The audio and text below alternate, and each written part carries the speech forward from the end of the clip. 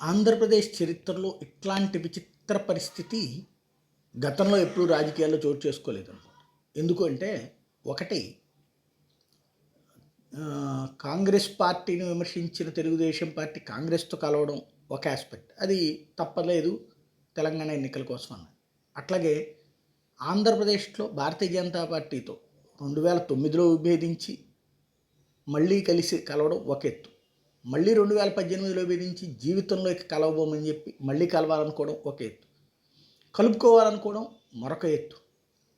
వీటికి తోడుగా ఇప్పుడున్నటువంటి పరిస్థితుల్లో బీజేపీ ఏం చెప్పిందో తెలుగుదేశం బయటికి చెప్పాలి. తెలుగుదేశం జనసేన కలిసి ఏం చేయదలుచుకున్నాయో బీజేపీకి తెలియదు.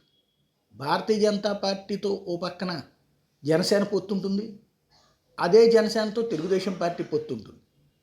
తెలుగుదేశం పార్టీ భారతీయ జనతా పార్టీలను కలపడానికి మరొక పార్టీ అయినటువంటి జనసేన ప్రయత్నించడం, ఆ పవన్ కళ్యాణ్ని పక్కన పెట్టి డైరెక్ట్గా చంద్రబాబుని అమిత్ షా పిలిచి మాట్లాడటం, ఆ అమిత్ షా ఏం మాట్లాడాడు ఇక్కడికి వచ్చాక మళ్ళీ చెప్పలేకపోవడం.